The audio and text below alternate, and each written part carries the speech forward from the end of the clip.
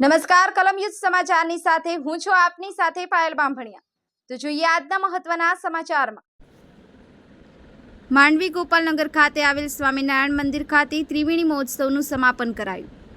Mandvi Gopalnagar society ખાતે પરમ પૂજ્ય પ્રમુખ સ્વામી મહારાજ દ્વારા પ્રતિષ્ઠિત થયેલ મંદિરને 25 વર્ષ પૂર્ણ થતા રજત જયંતિ મહોત્સવમાં હરિભક્તો ખૂબ જ મોટી સંખ્યામાં ઉપસ્થિત રહી ભક્તિભાવપૂર્ણ માહોલમાં ત્રિવેણી ઉત્સવનું સમાપન કરાયું। ગોપાલનગર સોસાયટી ખાતે સ્વામિનારાયણ મંદિરના 25 વર્ષ થતાં સ્વામિનારાયણ સંપ્રદાયના સંતો મહંતો અને ભક્તો દ્વારા વિવિધ ધાર્મિક કાર્યક્રમોનું ભવ્યથી અતિભવ્ય આયોજન કરવામાં આવ્યું છે, જેમાં ખૂબ મોટી સંખ્યામાં દરેક ધર્મના લોકો સત્સંગ અને પૂજા શોભાયાત્રા હવન યજ્ઞનો લાભ લેવા હરિભક્તો મોટી સંખ્યામાં આનંદ ઉલ્લાસભેર ઉમટી પડ્યા હતા। આ કાર્યક્રમ 3 દિવસ સુધી ચાલ્યો હતો, જેમાં સવાર સાંજ આરતી પૂજા સહિત ધાર્મિક કાર્યક્રમો ખૂબ જ સુંદર આયોજન કરવામાં આવ્યું હતું। ઈશ્વર સોલંકી, કલમ યુદ્ધ સમાચાર, માંડવી।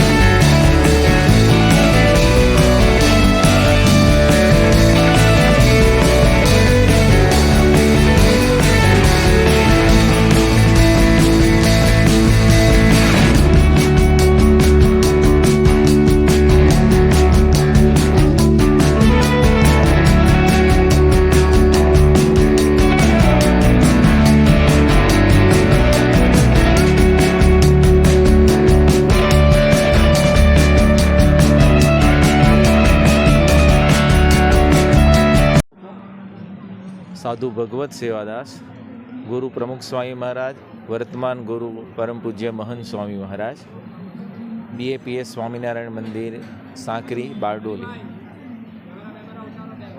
आज पावन प्रसंगे आप तमाम संदेशो आपवा मांगो छो। पहला तो आ उत्सवनी थोड़ी विशेषता आपणे जाणीए। परम पूज्य प्रमुख स्वामी महाराजे પોતાના જીવનકાળ દરમિયાન 1200થી પણ વધારે મંદિરો બાંધ્યા। એની અંદર મંદિર બાંધવાની શરૂઆત 1971માં BAPS સ્વામિનારાયણ મંદિર સાંકરીથી કરી। ત્યાં આગળ સંતોને રાખ્યા, સંતોએ વિચરણ કર્યું અને સુરત જિલ્લાના 450થી પણ વધારે ગામડાઓની અંદર સત્સંગ કરાવ્યો। આ સિવાય વલસાડ, નવસારી જિલ્લાની અંદર પણ અહીંયા આગળથી સાંકરી મંદિરથી સંતો દ્વારા વિચરણ થયું અને મંદિરો થયા, જેની અંદર 1999ની સાલની અંદર માંડવીની અંદર પરમ પૂજ્ય મહંત પ્રમુખ સ્વામી મહારાજ પધાર્યા અને પ્રતિષ્ઠા કરી। ભગવાન સમક્ષ અરીસો ધર્યો તો અરીસો જેમ સાંકરીમાં 1971માં તૂટેલો એવી રીતે અહીંયા આગળ પણ અરીસો તૂટ્યો હતો અને અહીંયા આગળ પણ મંદિરની મૂર્તિ પ્રતિષ્ઠા સ્વામીશ્રીએ કરી।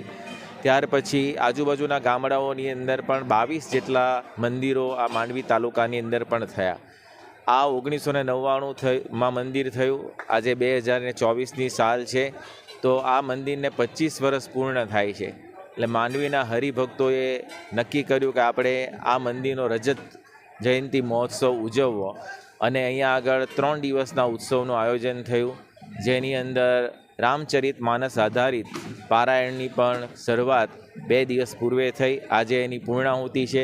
ગઢડાથી પધારેલા પૂજ્ય જનમંગલ સ્વામી રસાળ શૈલીની અંદર આ પારાયણનો લાભ આપી રહ્યા છે। પ્રથમ દિવસે નગરયાત્રા પણ ભગવાનની થઈ, જેમાં અક્ષર પુરુષોત્તમ મહારાજ જે આપણને દ્રશ્યમાન થાય છે એમની નગરયાત્રા થઈ અને આજે યજ્ઞ પણ સત્સંગ દીક્ષા મહાયાગ પણ થયો। એની અંદર 455 જેટલા કુટુંબો છે, એમ પરિવારો છે, એમણે અહીંયા આગળ ભાગ લીધો।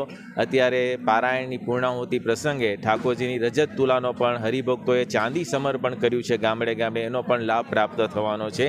આ મંદિરોથી એ જીવનની અંદર સંદેશ મળે છે કે મંદિરો કેવળ ભગવાનની શ્રદ્ધા ભક્તિના ધામ નથી, પરંતુ મંદિર દ્વારા 160 જેટલી પ્રવૃત્તિ BAPS સંસ્થાની અંદર થાય છે, જેની અંદર હજારો લોકો નિર્વ્યસની બન્યા છે, સદાચારી બન્યા છે, પરિવારોની અંદર પણ એકતા પણ આવી છે. તો આવી